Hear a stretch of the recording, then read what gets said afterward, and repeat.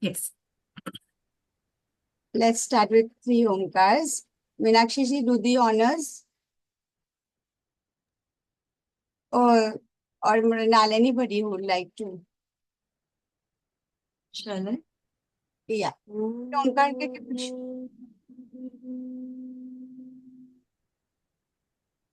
O hidden life, vibrant in every atom. O hidden light, shining in every creature. O hidden love, embracing all in oneness. May each who feels himself as one with thee know he is also one with every other. Shan, shan, shan. Thank you, Meenakshi ji. So today again is the first Monday of the month of May 2025. And we convene once more for our precious study class on Light on the Path, which is practically ending. A book by Mabel Collins being conducted by our TS International Lecturer, Sister Vibha Saxena, on every first Monday of each month that we have. So a very warm welcome to Sister Vibhaji. A brief introduction of Sister Vibha Saxena. Vibhaji completed her IT engineering in Pune and her master's degree in Delhi. Her professional career has given her an opportunity to travel widely across various countries, wherein she could explore different cultures and people. In her quest to find answers to profound questions of life, she has studied Vedanta, Shaiva philosophy, and many other scriptures as an ongoing process for learning. In 2015, she joined the Theosophical Society. Her theosophical study for a decade since has led her to deep understanding of theosophy, which consistently reflects in her various lectures over the years. Sister Vibha Saxena very recently became and are being an international lecturer. It is an honor well achieved with her reverence to the Divine Supreme. We have the honor to learn, grow, and partake on a spiritual journey together through her knowledge of theosophical teachings on her path to self. So, Saxena ji, Vibha Saxena ji, take over and guide us. Thank you so much. Thank you, Rashida ji. Incidentally, Rashida, also tell about the Philippines, this thing of Bhagavad Gita, so that people will join that also. Or Vibhaji also can tell. Yeah, I rather To you everybody. explain. You give us Yeah. brief of what your next project is all about. Right. Thank you, Rashida ji, so much. And thank you, Kaustubh ji, and to all of you for having me here on your forum. And I always believe that we are all aspirants together, so we learn together. So with that spirit, yes, we'll be very soon coming to the end of this book, that is Light on the Path. But it is just an end of our sessions. The study goes on. It's a very deep study, and it doesn't stop. It has to be practically lived in our life. So we'll continue with what we have completed till today. And then towards the end of the session, I can tell you about what would be the next book study and whoever would like to join. Perfect. So in this ये जो book study हम ले रहे थे light on the path, इसमें हमने पिछले session में पढ़ा था कि पर्सनालिटी के परफेक्शन के बाद फिर आगे शिष्य की कैसी यात्रा रहती है। तो पर्सनालिटी के परफेक्शन के बाद और उस पर मास्टरी कर लेने के बाद शिष्य को दीक्षा दी जाती है और अब वह अपने हायर सेल्फ यानी इंडिविजुअलिटी में चेतनापूर्वक कार्य करता है और अपने लक्ष्य की ओर आगे बढ़ता है। तो आगे आने वाले जीवन का संग्राम जो है वो उसके इंडिविजुअल सेल्फ और मोनाडिक सेल्फ के बीच में है। इंडिविजुअल सेल्फ है आत्मा बुद्धि मनस और मोनाडिक सेल्फ है आत्मा बुद्धि। तो अब इन दोनों के बीच वो ऑलरेडी हायर सेल्फ का जीवन जी रहा है और अब उसको मोनाडिक सेल्फ का जीवन प्राप्त करना है। तो इस युद्ध में प्रथम तो शिष्य को साक्षी भाव अपनाना है, कर्ता भाव का त्याग करना है, क्योंकि वास्तविक योद्धा उसका मोनाडिक सेल्फ है और वही शिष्य का सच्चा स्वरूप है। तो इसलिए शिष्य की विजय तो निश्चित है। दूसरा पॉइंट ये था कि शिष्य को अपने अंदर की पृथकता या जो सेपरेटनेस का भाव है उसको मिटाना है, द सेंस ऑफ सेपरेशन। और इसके लिए शिष्य को अपने हृदय के भीतर जीवन का संगीत सुनने की क्षमता प्राप्त करनी है, ऐसा गुरुदेव कहते हैं। परिश्रम पूर्वक प्रयत्न करने पर यही संगीत उसको दूसरों के हृदय में भी सुनाई देता है। तब उसे जीवन की एकता का एहसास होता है, और तभी यह जो पृथकता या सेपरेटनेस का भाव है ये मिट सकता है। सभी जीव जो है वो परमात्मा का अंश है, और परमात्मा का ही जीवन सबके हृदय में गूंज रहा है। इस जीवन संगीत को अपनी स्मृति में संजोकर, अपनी मेमोरी में रखकर शिष्य को अन्य जीवों के साथ सद्भाव और सौहार्द का पाठ सीखना है। तो यहाँ तक हमने पिछले सेशन में कवर किया था। ये पुस्तक के भाग 2 का सूत्र 7 वहां तक कंप्लीशन हुआ था। अब आगे की स्लाइड्स में आपके साथ शेयर करती हूँ।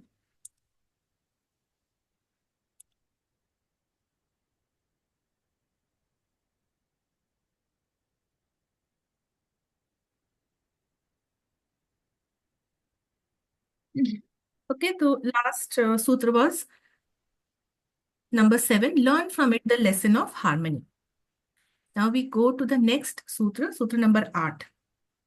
तो गुरुदेव कहते हैं, you can stand upright now, firm as a rock amid turmoil, obeying the warrior who is thyself and thy king, unconcerned in the battle, save do his bidding, having no longer any care as to the result of the battle.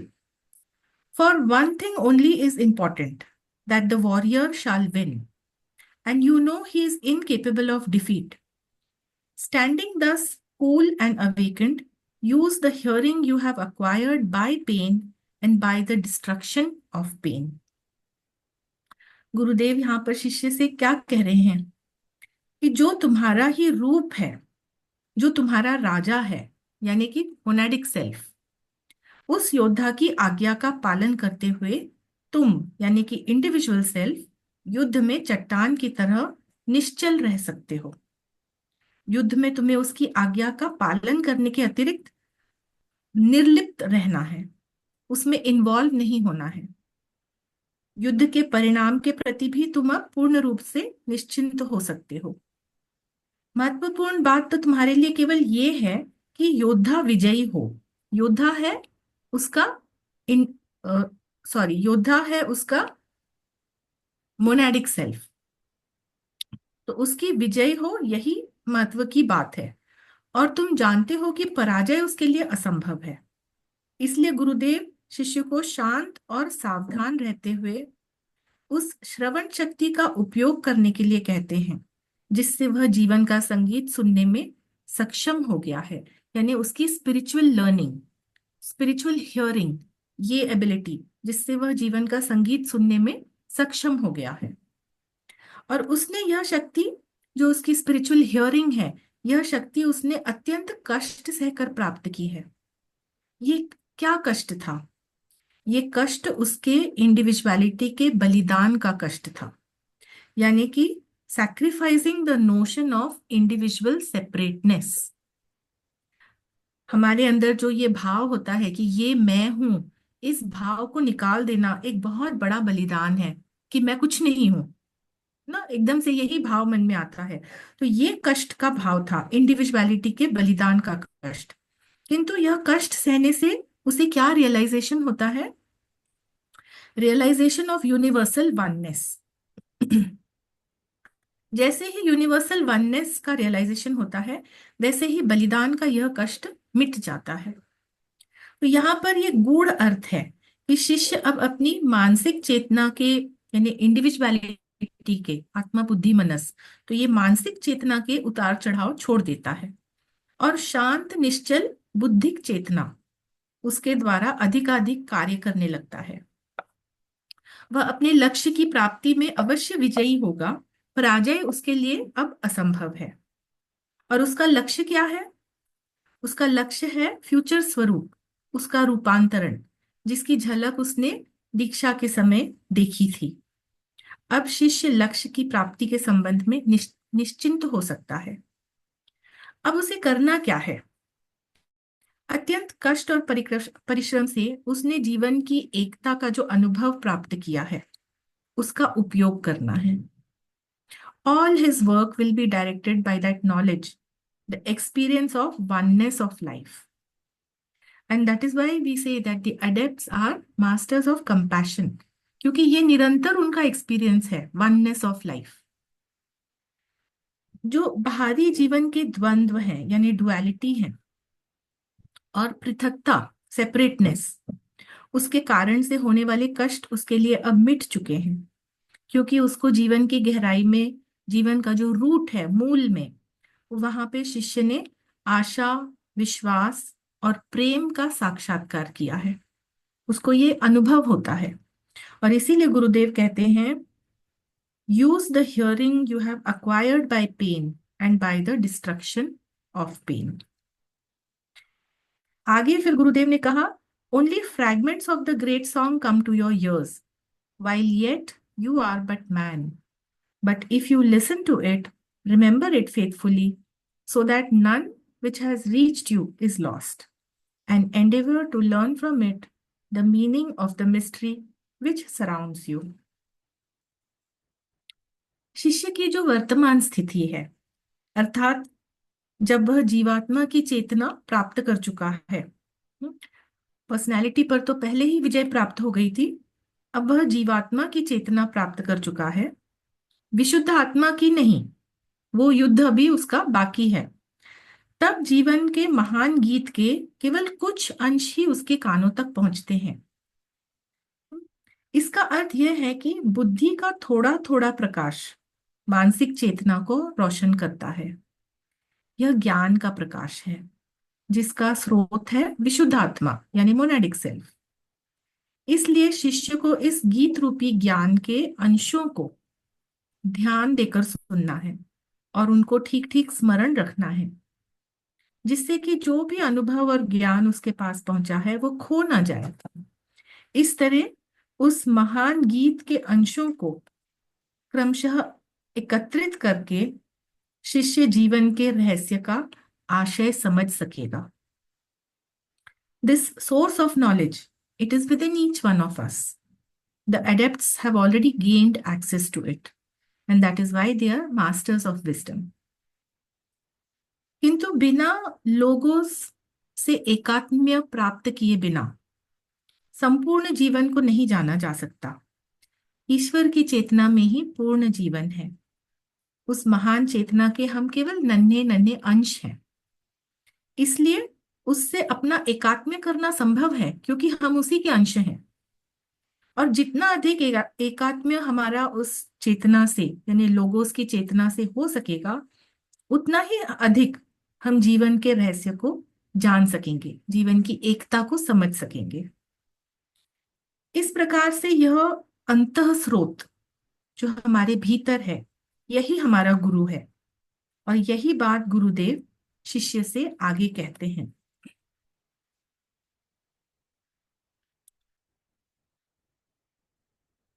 In time you will need no teacher, for as the individual has voice, so has that in which the individual exists. Life itself has speech and is never silent, and its utterance is not, as you that are deaf may suppose, a cry. It is a song. Learn from it that you are part of the harmony. Learn from it to obey the laws of the harmony. मोनड यानी विशुद्ध आत्मा, उसका प्रकाश ज्ञान का स्रोत है, हमारे भीतर का वह गुरु तत्व है.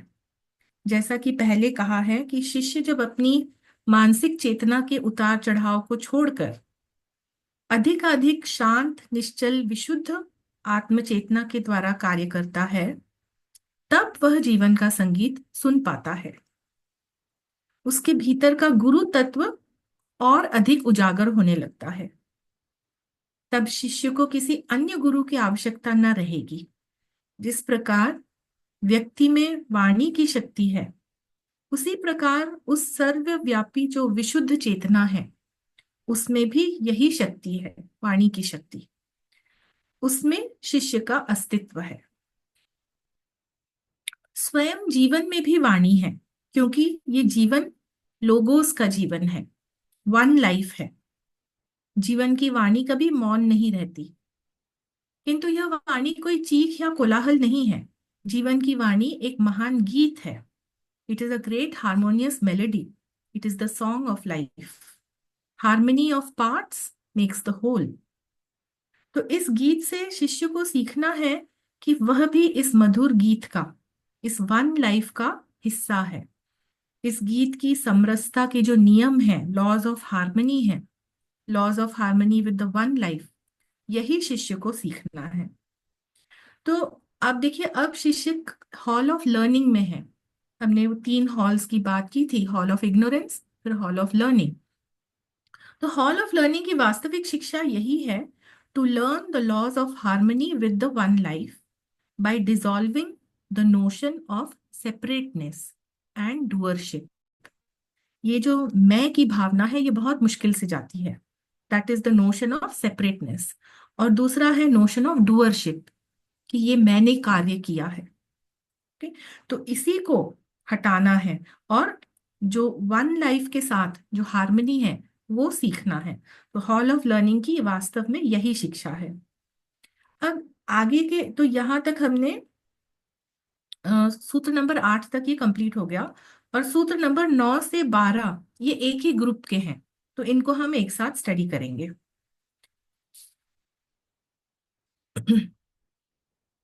सूत्र नंबर 9 में गुरुदेव ने कहा है, regard earnestly all the life that surrounds you. शिष्य के चारों ओर परमात्मा का जीवन है और उसी की अभिव्यक्ति है। उसका ध्यान पूर्वक निरीक्षण करने के लिए गुरुदेव शिष्य से कहते हैं। अधिकांश मनुष्य जीवन का नहीं, बल्कि उसको अभिव्यक्त करने वाले जो विविध रूप हैं, विविध आकार हैं, उसका ही निरीक्षण करते हैं। यानी कि हम लोग क्या करते हैं, हमें आसपास दिखने वाले अलग अलग लोग, अलग अलग जीव जंतु, पेड़ पौधे, जानवर, ये सब तो दिखते हैं, लेकिन प्रत्येक जीव के भीतर जो जीवन रूपी तत्व है उस पर हम ध्यान नहीं देते। रूप और आकार ये मल्टीप्लिसिटी की अभिव्यक्ति है। इस मल्टीप्लिसिटी के भीतर जीवन जो है वो यूनिटी की अभिव्यक्ति है, क्योंकि समस्त जीवन यानी जो वन लाइफ है वो लोगोस का प्रकट रूप है। इसलिए गुरुदेव शिष्य से आसपास के सभी जीवन का गंभीरता से निरीक्षण करने के लिए कहते हैं। गंभीरता से इस एकता का निरीक्षण करने के लिए शिष्य को क्या सीखना है वह उन्होंने अगले सूत्र में बताया। उन्होंने कहा, learn to look intelligently into the hearts of main.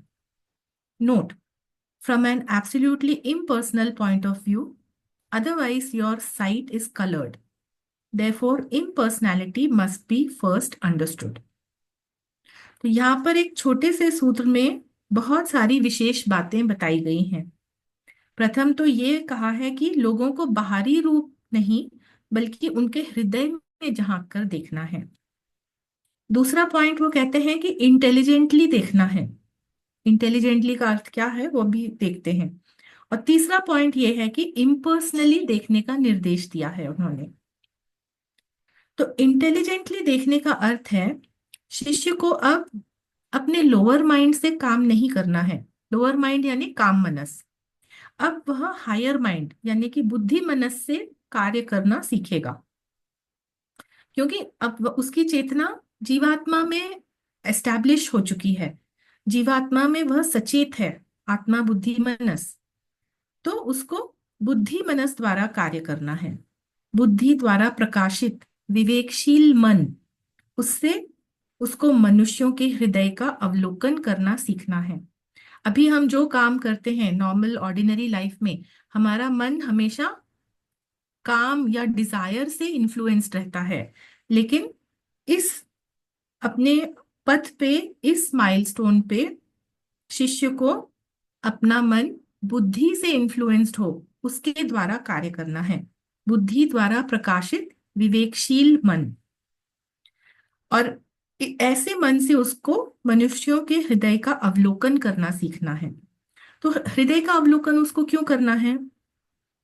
क्योंकि हमारे आसपास का जो ये जीवन है, इट इज एवर चेंजिंग, परिवर्तनशील है, और वह मानव के हृदयों द्वारा बना है। हमारी जो यह बाहरी अवस्था है, conditions of the outer world, इसका निर्माण हमारे भीतर के विचार और भावनाओं से होता है। यह बात सत्य होते हुए भी हम किसी व्यक्ति विशेष को, you can't hold them responsible, कि जो बाहरी अवस्था है, आउटर कंडीशंस हैं, उसके लिए उसे दोषी मानना या अपना दुश्मन मानना उचित नहीं है। किसी एक को हम ऐसा नहीं मान सकते। इसलिए अत्यंत महत्वपूर्ण है कि उनके हृदय का निरीक्षण शिष्य बिल्कुल इम्पर्सनल पॉइंट ऑफ व्यू से करे। He should not be biased, he should be absolutely impersonal. क्योंकि अगर बायसनेस है तो फौरन हम किसी दूसरे को किसी सिचुएशन के लिए ब्लेम करेंगे, किसी चीज के लिए उसको हम अपना दुश्मन मान लेंगे। तो इसलिए इम्पर्सनल होना अति आवश्यक है। अर्थात कि शिष्य की दृष्टि शुद्ध होनी चाहिए, पक्षपातपूर्ण नहीं, व्यक्तिगत भावनाओं और पूर्वाग्रहों से प्रभावित नहीं होनी चाहिए, कोई प्रेजुडिस उसके मन में नहीं होनी चाहिए।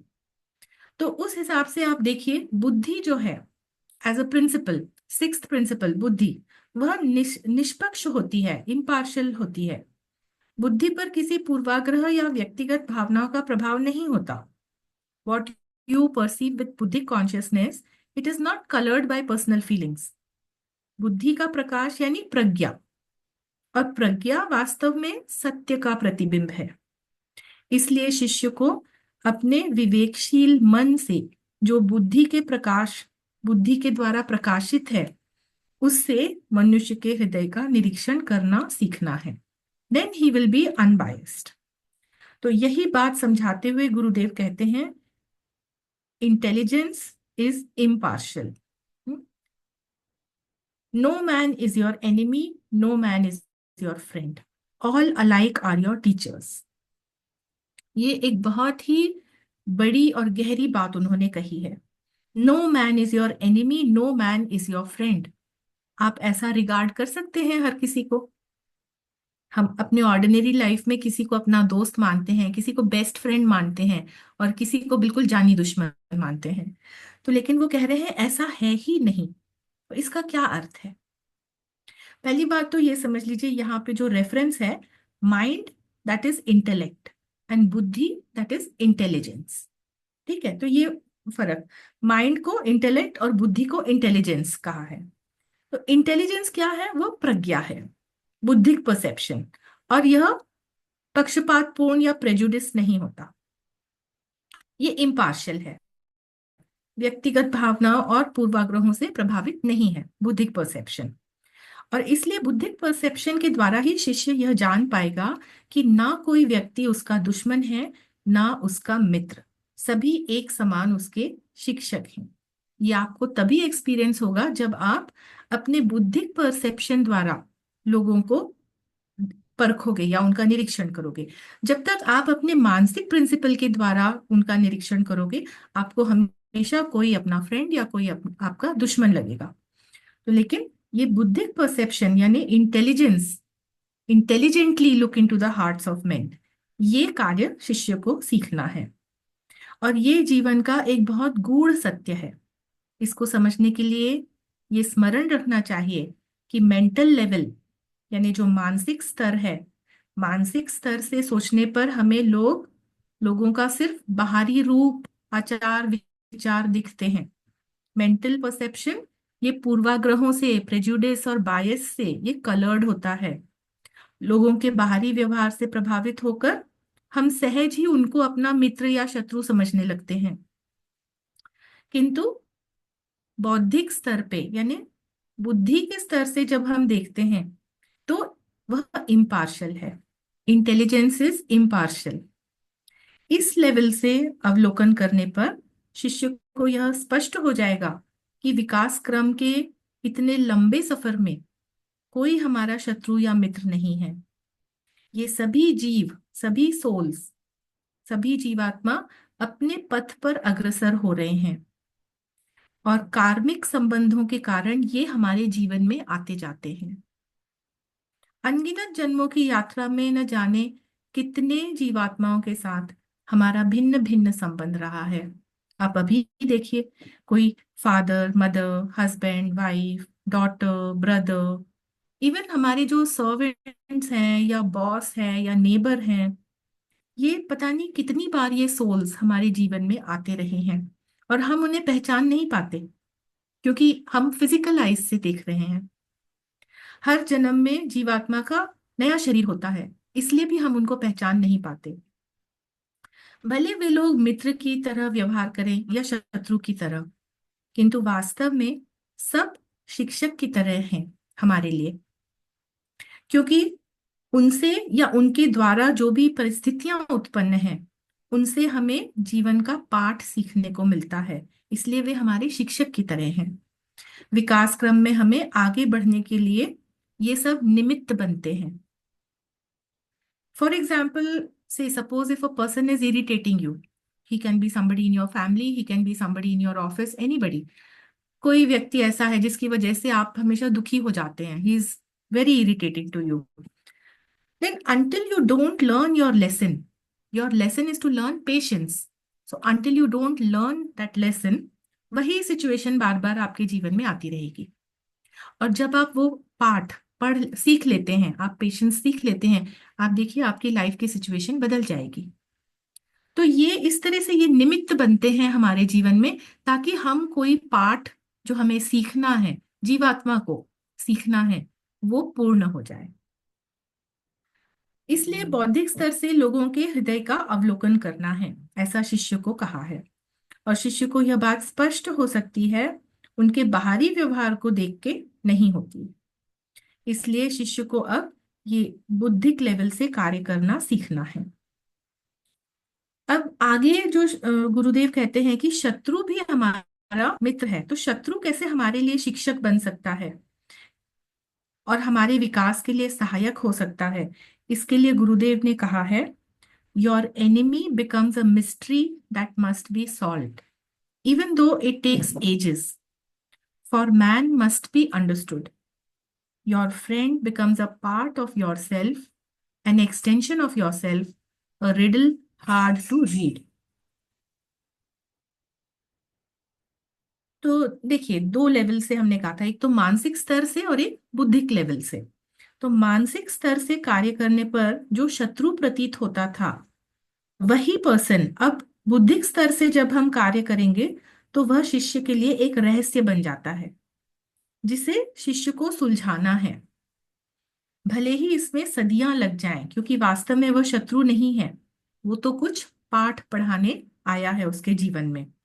तो इस रहस्य को शिष्य को सुलझाना है, और उसमें उसको बहुत समय लग सकता है, सदियां भी लग सकती हैं, और हो सकता है एक ही जीवन में वह सीख ले। और इस प्रकार मनुष्य की वास्तविकता उसको समझनी पड़ेगी। Those are the learnings of the soul, that is how the soul grows. वास्तव में तथाकथित शत्रु भी शत्रु नहीं, केवल शिक्षक ही है। तो अब देखिए, हॉल ऑफ लर्निंग में शिष्य को जो सीखना है, वो सब उसको बुद्धिक स्तर से सीखना है।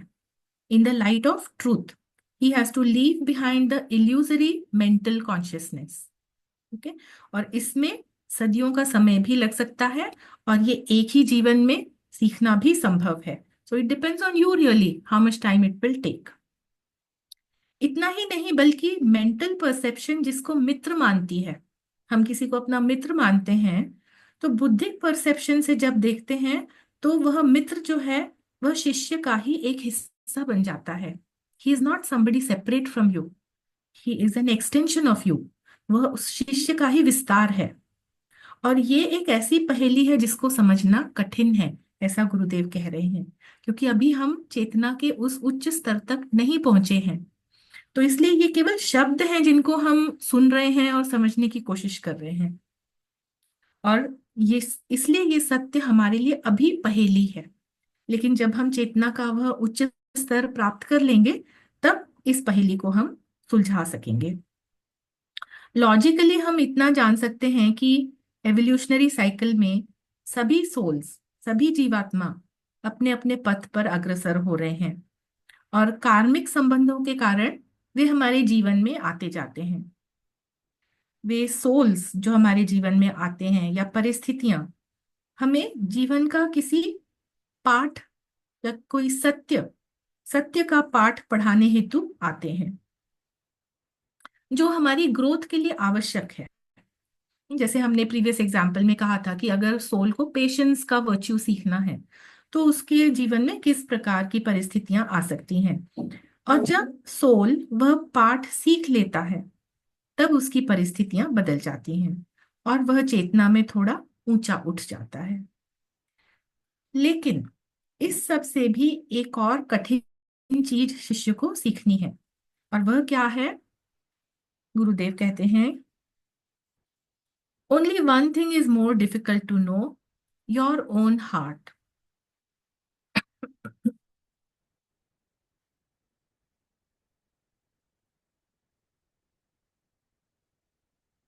Not until the bonds of personality be loosed can that profound mystery of self begin to be seen.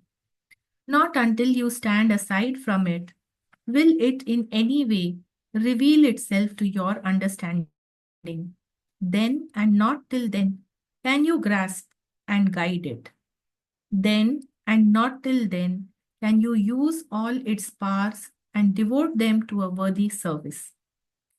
Regard most earnestly your own heart.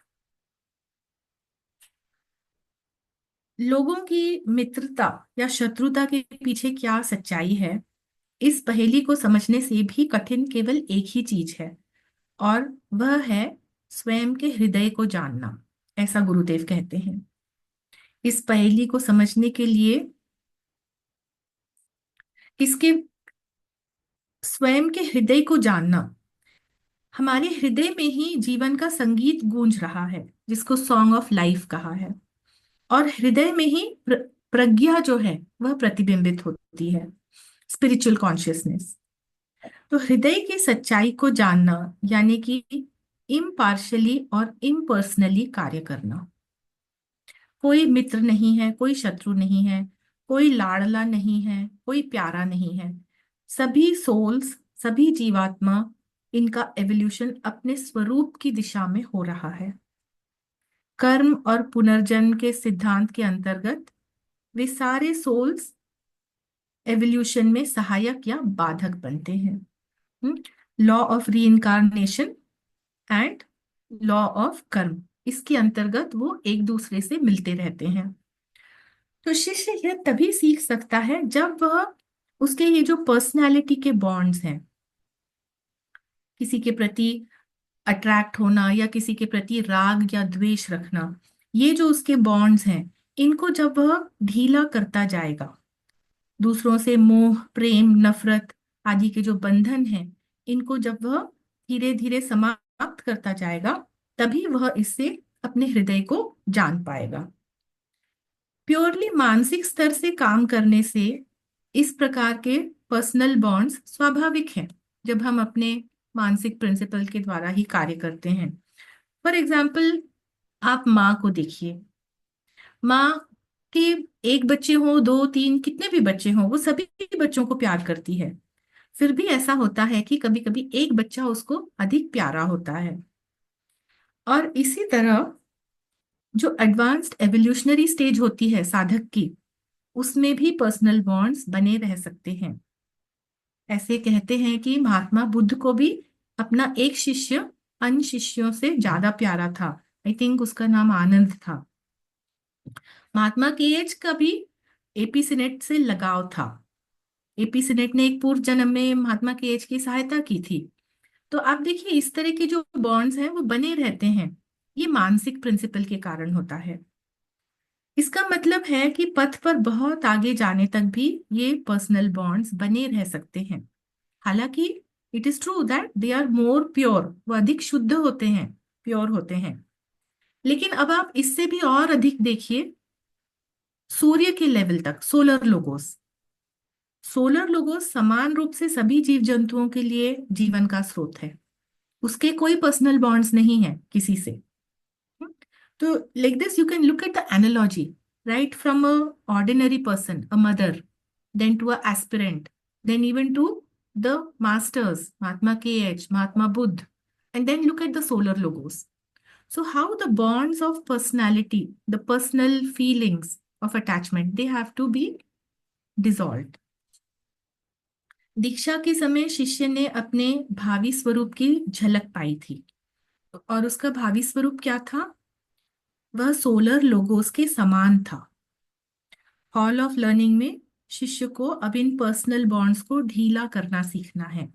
ढीला करने का अर्थ है शिष्य को धीरे धीरे बुद्धि मनस द्वारा कार्य करना सीखना है। बुद्धि उसको जागृत करनी है, प्रज्ञा को जगाना है। तभी उसको यह एहसास होता है कि कोई मित्र या शत्रु नहीं है। तभी ये जो पर्सनल बॉन्ड्स हैं ऑफ अट्रैक्शन एंड लव, तभी वह ढीले पड़ सकते हैं। कोई उसका लाडला प्यारा नहीं है। जिसमें यह समत्व भाव यानी इक्वानिमिटी, समत्व भाव जब उसमें जागृत होता है, उसी को स्थित प्रज्ञ कहा है। उसमें भागवत गीता में श्री कृष्ण अर्जुन को उपदेश देते हैं स्थित प्रज्ञ कौन है। तो ये समत्व भाव जगाना अत्यंत आवश्यक है। तब शिष्य अपने हृदय में छिपे अपने स्वरूप के गहन रहस्य को देखना और समझना आरंभ कर सकेगा। उसके पहले नहीं, उसके पहले तो उसके मन में बायसेस रहती हैं। तो इस लर्निंग में उसको सदियां लग सकती हैं, और यही तो उसका आगे का पथ है। जीवात्मा से लेकर विशुद्ध आत्मा तक का पथ, उसमें सदियां लग सकती हैं। तो पर्सनल बॉन्ड से अलग हटकर खड़े रहने पर ही स्वयं के हृदय का रहस्य शिष्य पर उजागर होगा।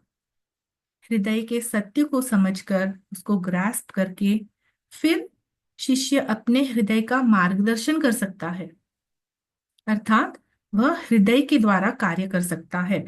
This is the real meaning of head learning versus heart learning. When you know your own heart and you can guide your heart to work with it. हृदय के रहस्य को जान लेने से बुद्धि और प्रज्ञा की सारी शक्तियां शिष्य के लिए सुलभ हो जाती हैं, और वह उनको योग्य सेवा के लिए अर्पित कर सकता है। इसलिए गुरुदेव शिष्य को स्वयं के हृदय का गंभीरता से निरीक्षण करने के लिए कह रहे हैं। वे कहते हैं, regard most earnestly your own heart. And why because for through your own heart comes the one light which can illuminate life and make it clear to your eyes.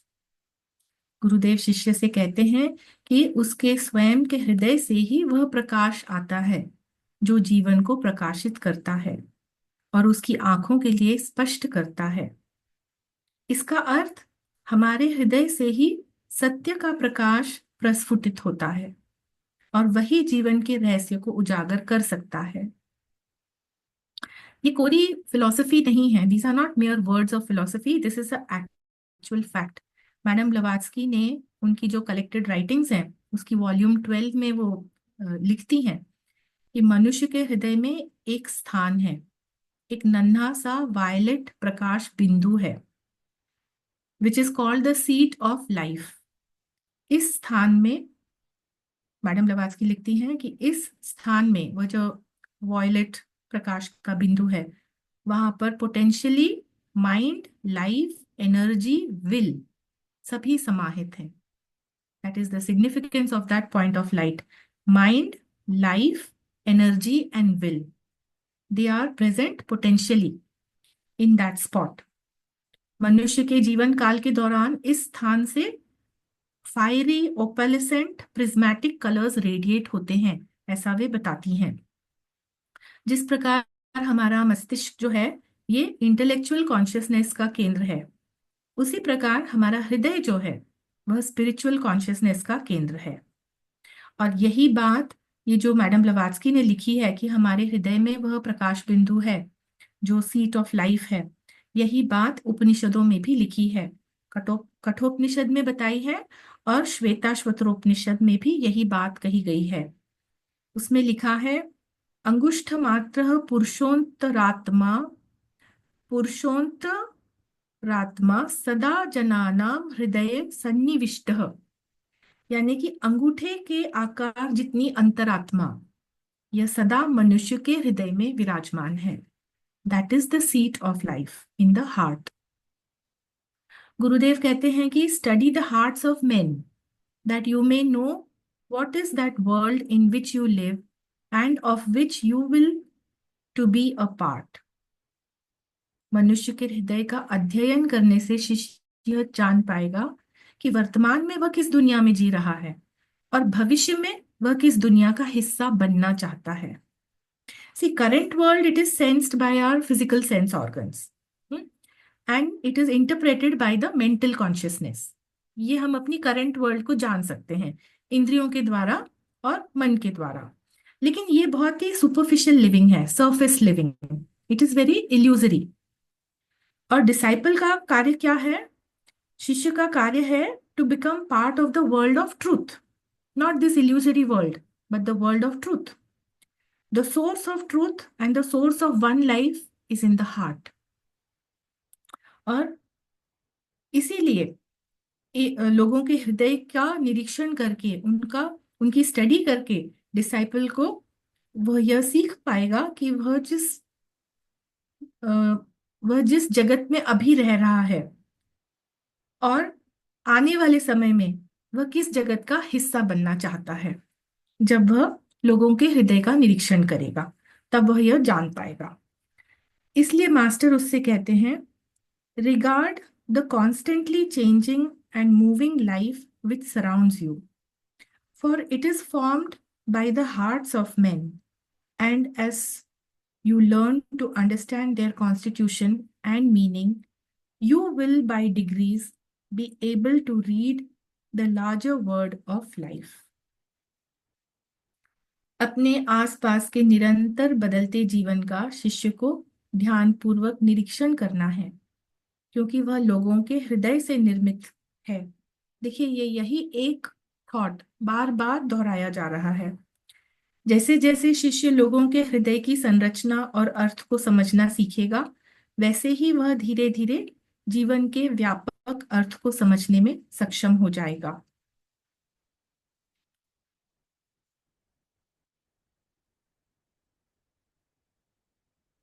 अगला सूत्र ले लेते हैं, अभी थोड़ा समय है. अगले सूत्र में गुरुदेव कहते हैं, speech comes only with knowledge. Attain to knowledge and you will attain to speech. Note, it is impossible to help others till you have attained some certainty of your own. When you have learnt the first 21 rules and have entered the hall of learning with your powers developed and senses unchained, then you will find there is a fount within you from which speech will arise. अब आप सूत्र की पहली पंक्ति देखिए. Speech comes only with knowledge, attend to knowledge and you will attend to speech. इसका अर्थ क्या है?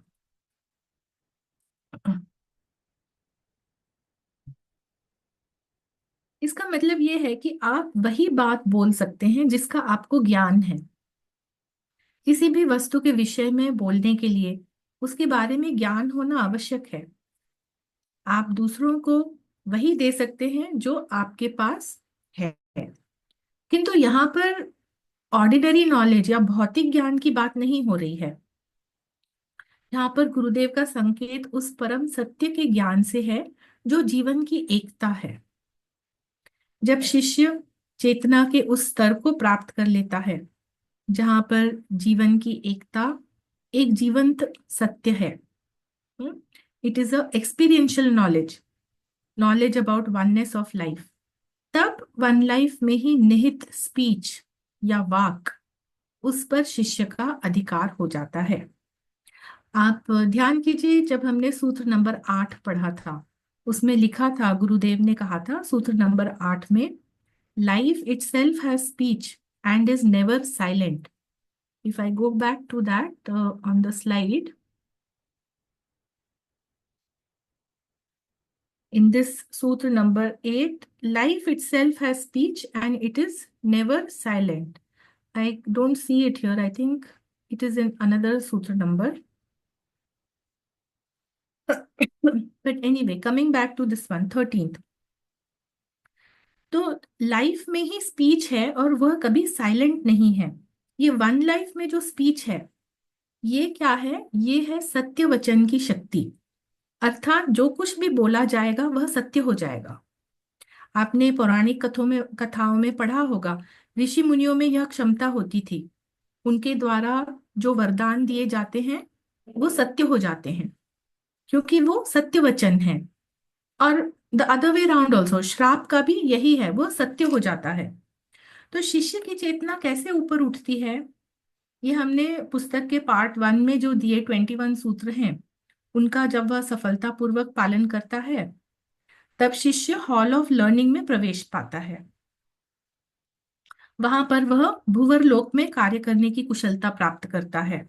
Okay, so those first 21 rules, he understands that there is a life apart from physical life, so he learns to work in the astral world. फिर जैसे जैसे उसकी नई शक्तियां जागृत होती हैं और उसको अनुभव का नया क्षेत्र प्राप्त होता है, तब वह मनोमय लोक में यानी मेंटल वर्ल्ड में कार्य करना सीखता है।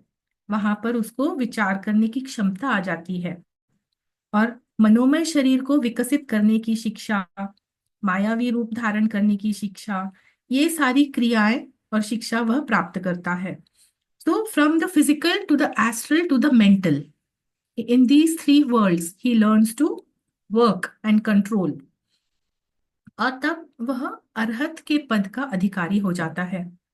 तो फ्रॉम ले चेला टू प्रोबेशनरी चेला टू एक्सेप्टेड चेला, और फिर इनिशिएशन से बढ़ते बढ़ते वह अरहत के पद का अधिकारी हो जाता है। तो इस प्रकार उसकी चेतना धीरे धीरे बढ़ रही है। और अब अरहत के पद पर पहुंचकर फिर वह कारण शरीर का उपयोग करना सीखता है, यानी from physical to astral to mental, mental is lower mental, then he learns to work in the causal body, that is higher mental. तो कारण शरीर का उपयोग करना सीखता है, causal plane. Causal plane is the plane of truth. अरहत की चेतना जब इस पद को छू लेती है, तब अविद्या यानी इग्नोरेंस, उसका नाश हो जाता है और वह सिद्ध पुरुष हो जाता है। यानी अरहत से अब वह अडेप्ट यानी सिद्ध हो गया। अब उसका जो ज्ञान है वह सर्वज्ञता के समीप हो जाता है। He is close to omniscience but not quite. और omniscience which is limited to our solar system, this is our universe. तो सभी की जो चेतनाएं हैं इस सोलर सिस्टम में, जितने भी जीव हैं, सभी की चेतनाओं से एकात्म्य करके वह सब कुछ जान सकता है और उनकी सच्ची सहायता कर सकता है। यही ज्ञान की वह अवस्था है जब उसमें सत्य वचन की क्षमता आ जाती है। इसीलिए गुरुदेव कह रहे हैं, attend to knowledge and you will attend to speech. Knowledge कब आएगी? जब वह ओमनिसियंस के करीब है, जब वह अरहत के पद से सिद्ध पुरुष के पद तक पहुंचता है। और वो कौन सा लेवल है? कॉजल प्लेन, जो सत्य का प्लेन है। और वहां पहुंच के जो उसको ज्ञान प्राप्त होता है, उस कॉजल प्लेन पर ये स्पीच की क्षमता यानी सत्य वचन की क्षमता उसमें आ जाती है। That is the meaning of attend to knowledge and you will attend to speech. इसके बाद मास्टर हिलेरियन कहते हैं, after the 13th rule I can add no words to what is already written. इसका मतलब ये है कि ये जो ओरिजिनल टीचिंग्स हैं, ये वेनेशियन मास्टर ने दी हैं, जो किसी जन्म में मास्टर हिलेरियन के भी गुरु रहे थे। और बहुत सी जगह मास्टर हिलेरियन ने उनको विस्तार करके समझाया है। तो ये जो एक्सप्लेनेशन दिए हैं ये मास्टर हिलेरियन ने दिए हैं। ओरिजिनल जो सूत्र थे वो वेनेशियन मास्टर ने दिए हैं। किंतु मास्टर हिलेरियन का कहना है कि 13th सूत्र के बाद जो आगे के सूत्र हैं उनमें और कोई विस्तार संभव नहीं है, कोई और शब्द उसमें जोड़े नहीं जा सकते। ऐसा वो क्यों कह रहे हैं? क्योंकि इससे ऊंची चेतना का जो सत्य है या जो रहस्य है वह शब्दों द्वारा नहीं समझाया जा सकता।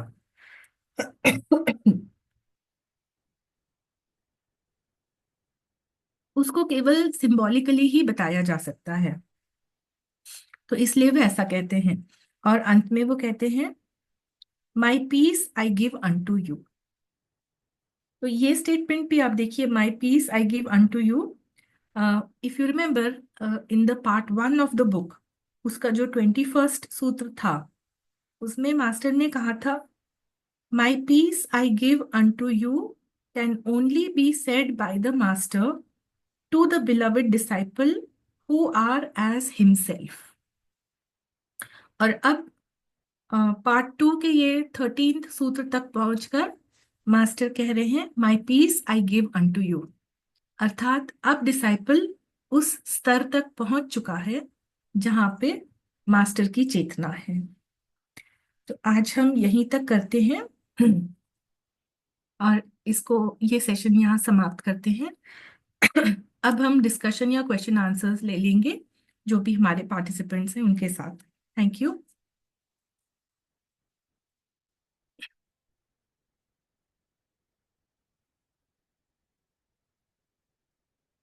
सो we are open for discussion now. Participants को कुछ पूछना हो, आज का काफी गूढ़ था, सारे जो सूत्र थे, और उनको समझने के लिए थोड़ा डिस्कस करेंगे तो अच्छा रहेगा।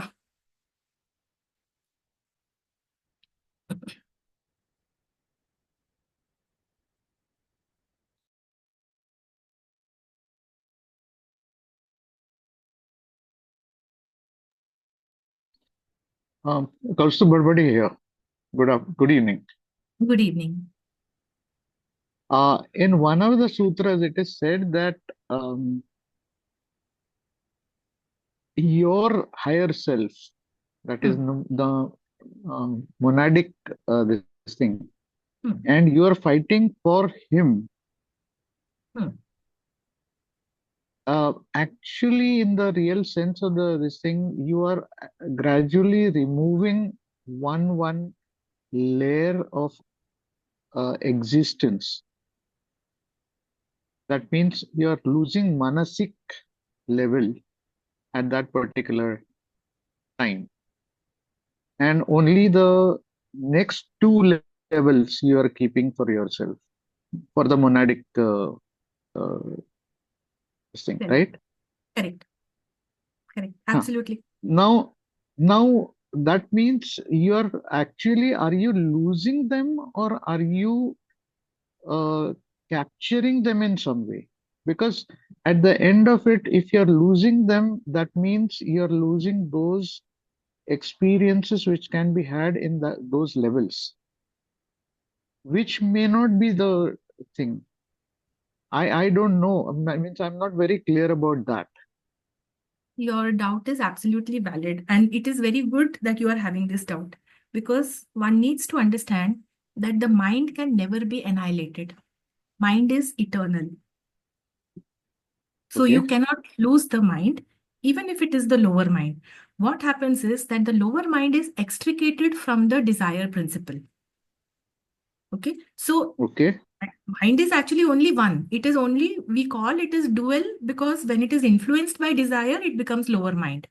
But if it is influenced by buddhi, we call it higher mind. But actually speaking, Mansik principle is only one.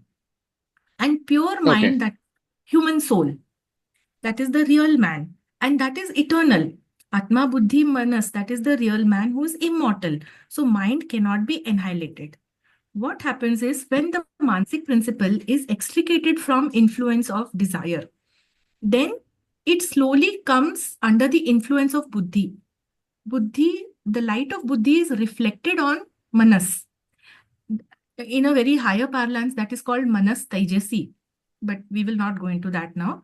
I just want to say that this Mansik principle, even though it has been removed from desire, it has, the nature of it is to become individual.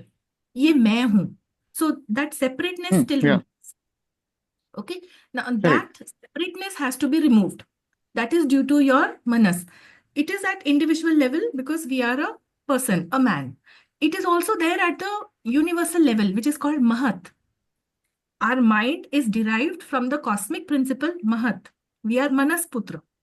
So that notion of I-ness, which is called the Ahankar, first Ahankar, that is I-ness, it remains and it is very difficult to remove it. It can be only removed if you make the mind totally transparent. So the light of Buddhi is reflected on it. Buddhi is universal principle. Manas is individual principle. But when mind is quiet and buddhi reflects on it, the individual becomes universal. So mind is not Oh, lost. Mind is just reflecting the buddhi. so those particular capacities to work through them still remains with you. Yes. But now you are the cosmic I-ness. You are the universal I-ness. You are still the I, but now you are universal. You can sense everybody within you, self in all and all in self. Oh, okay. And that is how the uniqueness of the monadic self is also maintained. It is written further on that each monadic self is unique. Although all are universal, all are one, everyone is Brahma, but still each one is still unique. Madam, have you experienced goosebumps after this explanation is received? I I'm I getting had goosebumps. That's why. this this exact same question I had, I think so about 5 to 7 years back, and then it it was answered. So when it was answered, I had the goosebumps. Now I'm okay with it. Thank you so much. Thank you. Thank you. Most Thank you. welcome.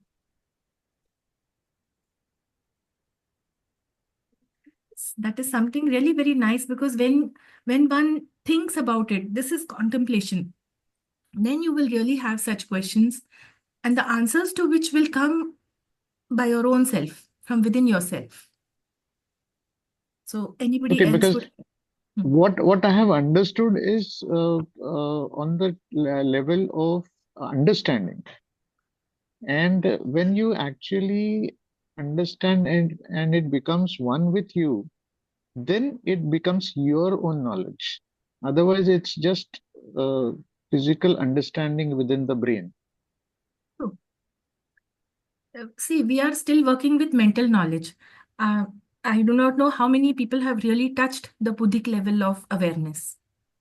But the more and more we are able to work with that Buddhic influence on our mind, the more we will experience these things. What we can say is, see, so many people who really reach very high levels in meditation, perhaps they touch these Hmm. levels. But as soon as they Okay. come out of the meditation, they are back in ordinary consciousness. Okay. It Yeah. is only the jnani who remains constantly situated in the Buddhic consciousness. He can wake up from samadhi and live an ordinary life, but he is continuously situated in Buddhic consciousness. That is a real jnani. And in our contemporary life, I think we can say Raman Maharishi was one such person. Okay. Uh, Understood by through brain, but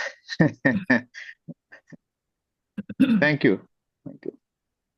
Also at the end, Namaste, Vibaji. I had a question. You Namaste. talked about causal body. Uh, Hmm. so that is the purest, you said? Did you, is, I couldn't get that Okay, so the causal plane I said is the plane of truth. truth. Okay. Yeah, see what Madam Blavatsky has mentioned that the lower worlds, they are the worlds of phenomena. They are transient, they are ever changing. And that is the reason we have all these shlok like Brahma Satya Jagat Mithya or this world is an illusion. Just because the lower four planes, they are transient, they are ever changing. Okay. Physical, astral, mental, lower mental. When you reach, see in the mental plane, if you remember, every plane has 7 subplanes. The lower, so just consider the mental plane. It has 7 subplanes. The lower 4 mental planes, they are formative. That means mental matter can take a form. And the higher 3 mental subplanes, they are formless. What does it mean they are formless? It means their matter will not take a form. Their matter is converted into radiation. Okay.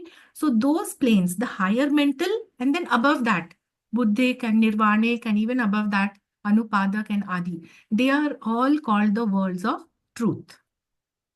Okay. Thank you so much.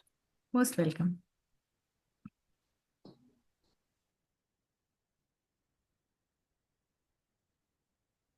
There are some questions in chat as well.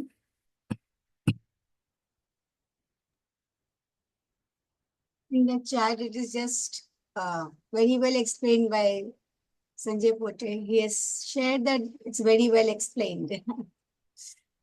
Poteri, thank you. Then there's a question by Madhavi. How Fo is our teacher? Whether he points out our shortcomings, that's what he is our teacher.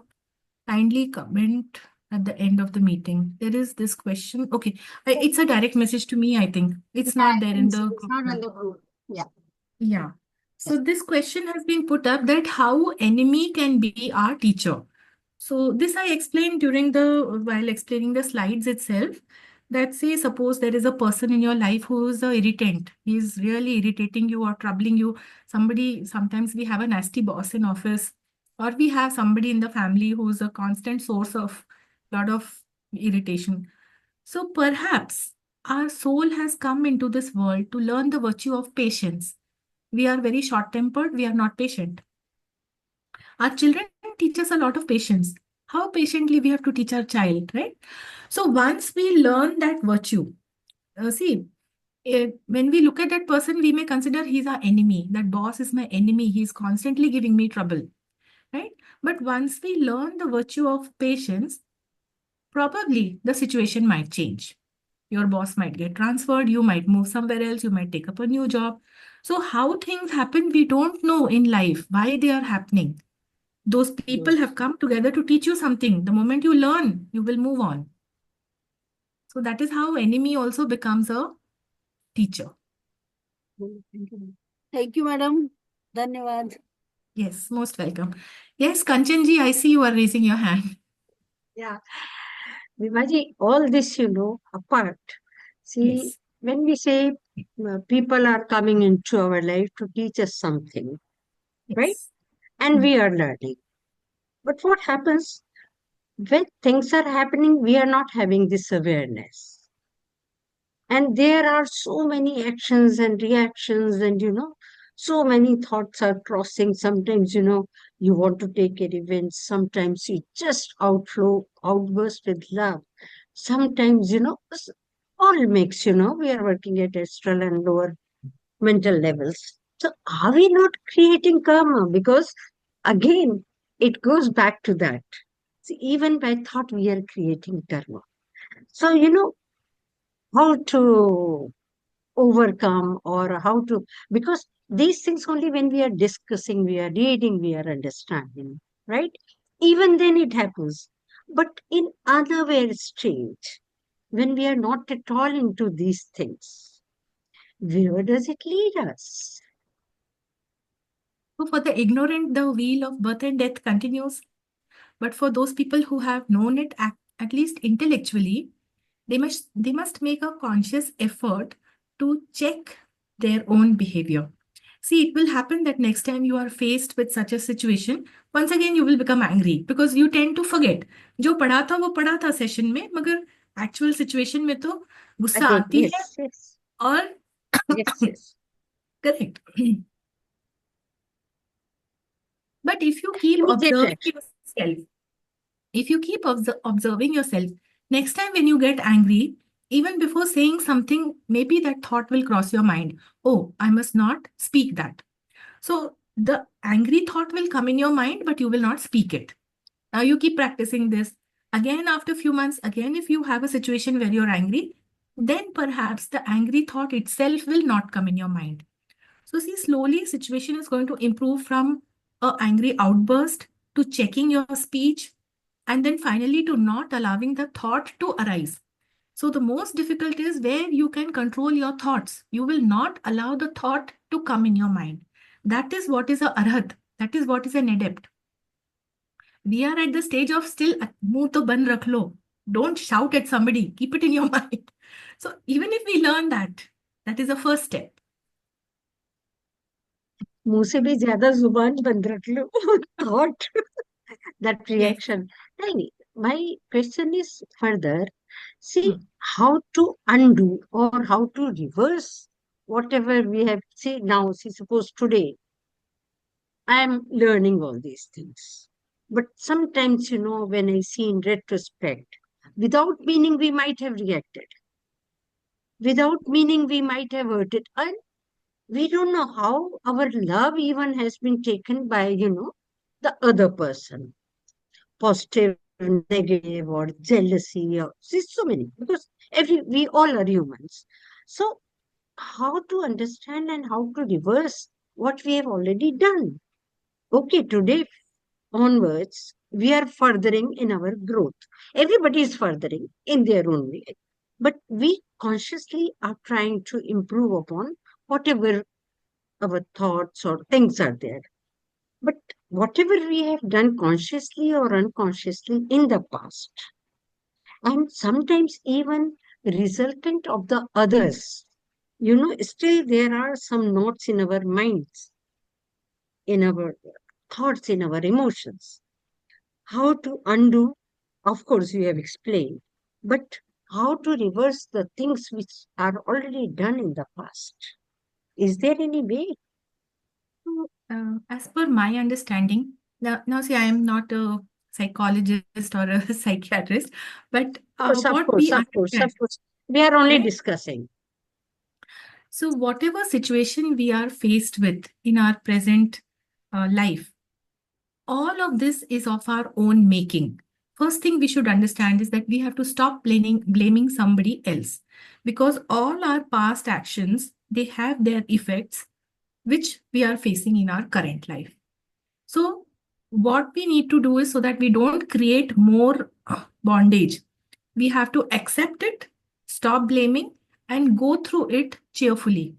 Because if you go through it by having an angry reaction or blaming or cursing others, you're creating more causes which will have their effect in the future, probably in the next life. So just stop here. Let the ball stop here. What we have already created, we have to go through it. There is no two ways about it. And we can stop creating further situations, such bad effects for our future. That is all we can do. I think that is my understanding.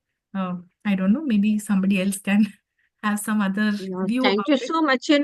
Only these things keep on coming, when you attend such sessions. And of course, your every session is giving me goosebumps. Oh, So many questions rise in the mind, so many things. It is so vast, unfathomable, unfathomable. Anyway, I think today's session was quite clear and also, of course, enlightening in many ways.